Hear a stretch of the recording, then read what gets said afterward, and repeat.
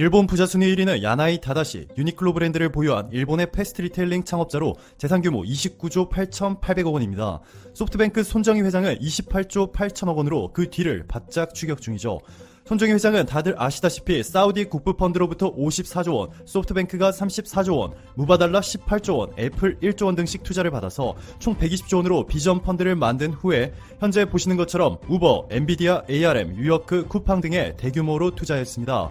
그런데 최근 우버가 올해 4월부터 6월 사이 3개월 만에 6조 3천억 원이라는 역대 최대 규모의 적자를 기록하였고, 세계 최대 규모의 공유 오피스 기업인 위버크가 소프트뱅크가 평가했던 가치보다 무려 80% 낮은 수준으로 시장에서 평가받으며 미국 주식시장 상장도 무산된 가운데, 소프트뱅크 비전펀드 1호에 가장 많은 돈을 투자했던 사우디 국부펀드와 무바달라가 최근 손정희 회장이 추진 중인 비전펀드 2호에는 매우 소극적인 투자 의지를 보이면서 위기를 겪고 있습니다. 일본 니온 게이자와의 인터뷰에서 손정희 회장은 비전펀드의 부진한 평가에 대해 이렇게 말합니다. 아직 실적을 못 내고 있는 것이 부끄럽고 초조하다 라고 솔직한 답변을 털어놓았네요. 미국 증권시장과 심지어는 소프트뱅크의 손정희 회장까지도 비전펀드에 대해 초조함을 감추지 못하고 있는 자세한 이유는 제가 이전에 업로드한 이 영상을 통해서 확인하시면 될 것 같습니다. 손정희 회장은 이번 니온 게이자와의 인터뷰에서 다소 충격적인 사실을 하나 밝혔는데요. 바로 일본의 공무원이 일본 경제 성장을 멈춘 이유라는 것입니다. 손정희 회장은 그렇다고 해서 공무원이라는 직업이 나쁘다는 것은 아니다. 하지만 일본에서 가장 인기 있는 직업이 공무원이 되었고, 성장하는 산업들의 젊은 노동력이 일하려 하지 않으면 산업 자체가 성장할 수 없다라고 전했습니다. 손정희 소프트뱅크 회장은 왜 일본의 공무원이 일본 경제의 성장을 막고 있다고 하였는지 지금 바로 설명해 드릴게요. 여기 지금 보고 계시는 것이 일본의 국가직 공무원 봉급표입니다. 행정직, 사무직, 의료직 등 공무원 중에서도 업종에 따라 큰 차이를 보이고 있는데요. 1억 1천만 원을 넘게 받는 국장급을 제외하여도 최소 3,500만 원에서 최대 9천만 원이 넘는 평균 연봉을 받고 있습니다. 평균 연령대를 보셔도 대부분 40대로 정말 높은 편이죠. 한때 일본 공무원은 구글이 절대 안 부러운 직업으로까지 불릴 정도였으니 어느 정도로 대우가 좋은지 감이 오실 겁니다. 교육부가 조사한 학생들의 희망 직업 결과를 한국과 비교해서 보시면 확연히 차이를 알 수가 있습니다. 지금 보시는 표가 바로 한국 학생들의 희망 직업 상위 10개인데요. 2012년까지는 공무원이 한국 고등학생의 희망 직업 3위였지만 2016년부터 완전히 사라져버렸습니다. 순위권에 전혀 들지 못하고 있죠. 교사는 10년 이상 1위를 지키고 있고, 간호사, 과학자, 연구원, 기술자, 건축가, 의사, 보안 전문가, 교수, 학자, 승무원 등의 상위 랭크를 차지하였습니다. 반면에 일본은 어떨까요? 여기 먼저 왼쪽에 일본 남자 고등학생들의 희망 직업 1위가 IT 프로그래머, 2위 엔지니어, 3위 게임 크리에이터, 4위가 공무원입니다. 공무원을 희망하는 학생 비중이 무려 11.8%나 되죠. 일본 여자 고등학생은 1위가 공무원입니다. 18.8%로 간호사, 가수, 교사, 디자이너 등보다 압도적으로 높은 1위.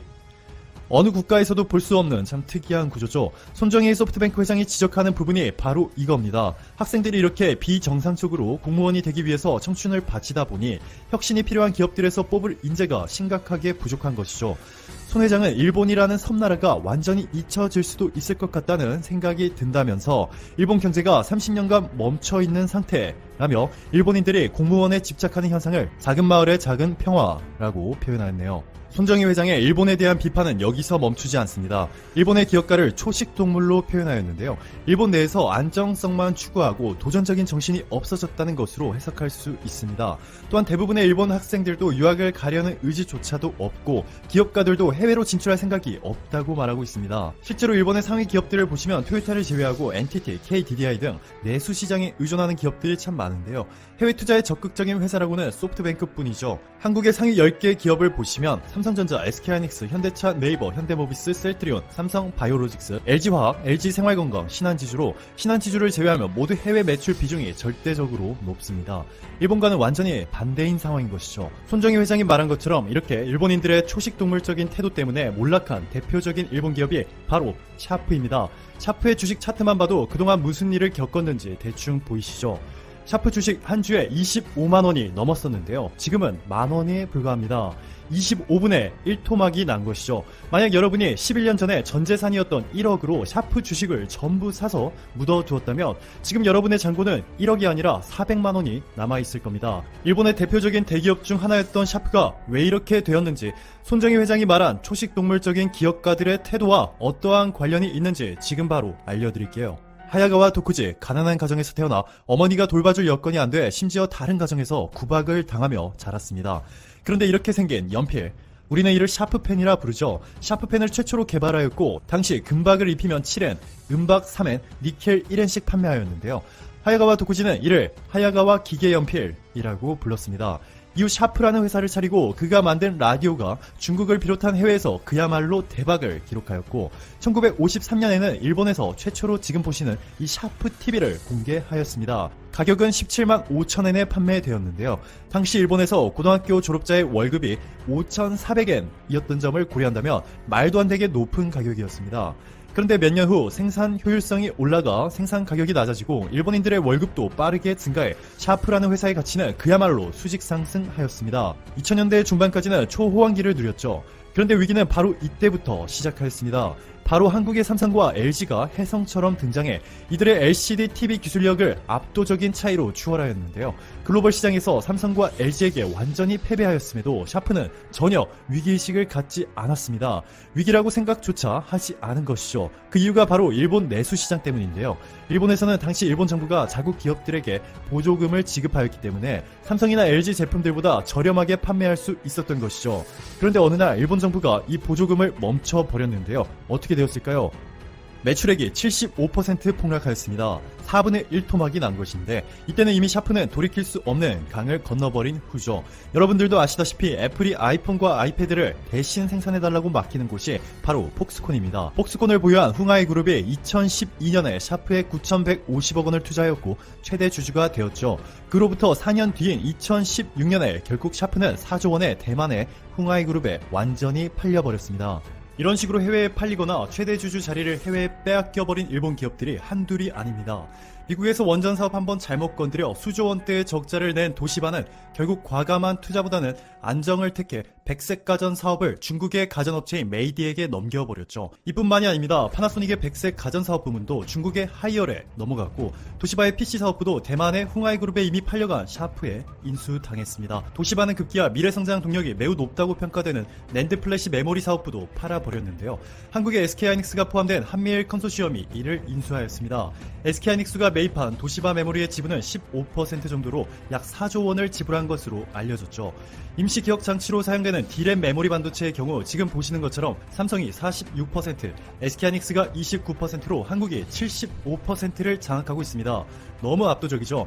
전원이 꺼져도 데이터가 사라지지 않는 이 플래시 메모리의 일종인 낸드 플래시 메모리 반도체도 삼성이 35%의 점유율로 1위를 기록 중에 있지만 보시면 도시바가 18%로 2위입니다. 미래산업의 핵심 중에서도 핵심인 반도체마저 포기해버린 것이죠. 손정희 회장의 말대로 일본은 지나치게 안정성만 고집하는 초식동물의 집단이 되어버렸고 더욱 심각한 것은 일본 정치권 리더들이 위기의식조차 가지고 있지 않다는 점입니다.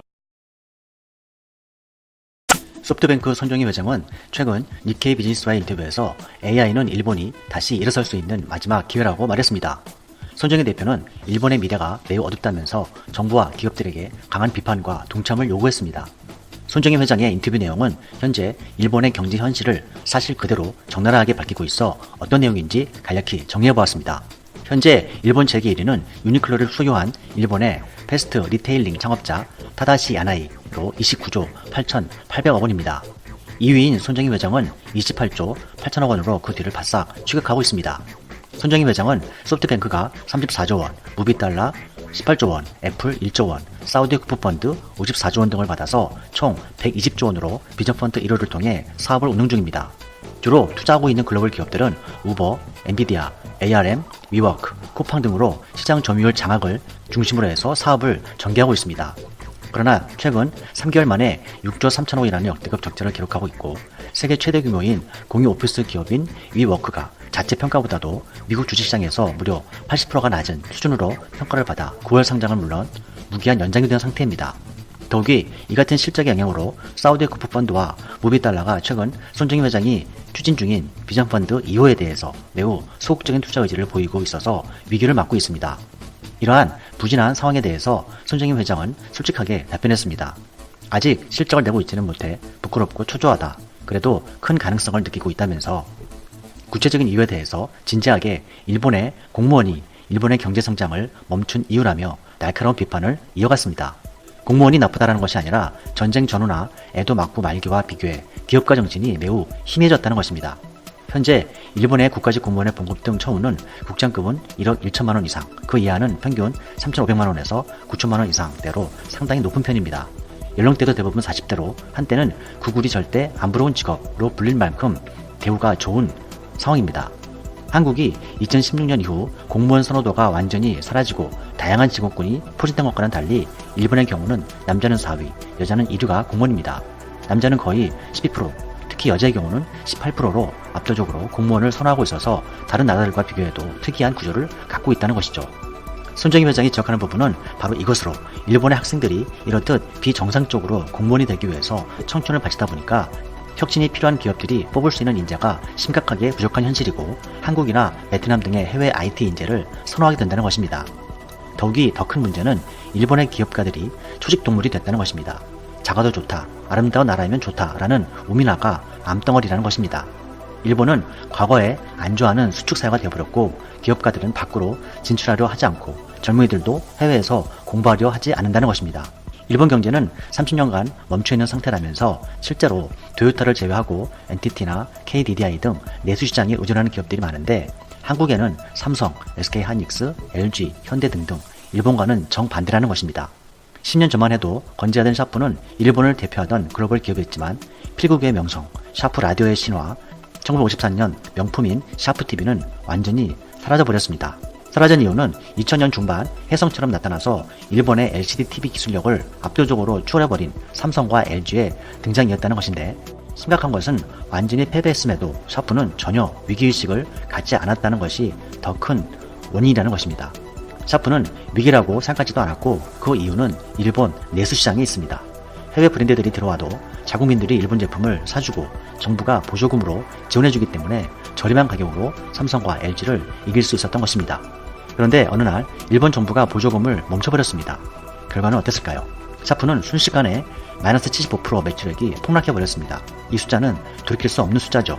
결국 회상하지 못하고 4년을 버티다가 대만 홍하이그룹에 2016년 팔렸습니다. 2012년 최대 주주를 폭스콘에 내주고 폭스콘은 홍하이그룹이 인수한 것입니다. 이런 식으로 일본의 내노라 하는 대표 기업들이 최대 주주 자리를 해외에 빼앗긴 사례가 한둘이 아니라는 것입니다. 도시바, 파나소닉 등이 대표적입니다. 도시바와 파나소닉은 각각 백색 가전사업 부분이 중국의 메이디와 하이얼에 넘어가 버렸고 도시바의 PC 부분도 홍하이그룹의 샤프에 인수됐습니다. 도시바는 급기야 미래 성장 동력인 낸드 플래시 메모리 사업부를 한국 SK하이닉스의 지분 15% 4조 원이 포함된 한미일 컨소시엄에 인수됐습니다. 전원이 꺼져도 데이터가 보존되는 플래시 메모리의 일종인 낸드 플래시 메모리 반도체의 경우는 삼성이 전세계 35% 점유율을 차지하고 있어 1위이며 도시바는 18%로 2위입니다. 참으로 압도적으로 한국의 삼성이 앞서가고 있는 것이죠. 이와 같이 미래 산업의 핵심 중에서도 핵심 산업인 반도체에서 삼성의 위치는 압도적이며 감히 일본은 이미 상대가 되지 않는 나라입니다. 정리 말씀을 드리겠습니다. 일본 니케이 비즈니스에 왜 일본은 이렇게 됐을까라는 질문에 대해서 손정희 회장은 이렇게 답변했습니다. 기업가들과 더불어 일본 정치권 리더들이 위기의식조차 가지고 있지 않다는 점이다. 지나치게 안정성만 고집하고 있다는 것입니다. 사회 전체가 기업가를 중시하지 않으면 정치가들은 움직이지 않고 성장 산업에 젊은이들이 가지 않기 때문에 산업 자체가 성장을 멈춰버렸다는 것입니다. 미국과 중국 시장을 보며 부럽다고 생각할 때도 있지만 동남아시아와 같이 자국 시장이 작은 나라도 열심히 노력해서 급성장하고 있는 기업이 많이 나오고 있다. 자신을 비롯해 일본 기업가들은 변명의 여지가 없다고 강조했습니다. 오늘 영상을 통해서 밝혀졌듯이 일본 기업들이 장기 불황 속에서 버틸 수 있었던 것은 내수시장과 정부의 보조금이 큰 역할을 해왔습니다. 그러나 정부의 보조금이 중단됐을 때 일본 기업들이 얼마나 빠르게 무너졌는지 잘 알 수 있었습니다. 도전과 변화에 대한 능동적인 기업가 정신, 밖의 사상과의 활발한 교류, 과거에 대한 올바른 역사의식과 윤리의식 등이 개개인뿐만 아니라 한 나라의 미래를 결정짓는다는 사실을 잘 관찰하고 있습니다. 준비된 영상은 여기까지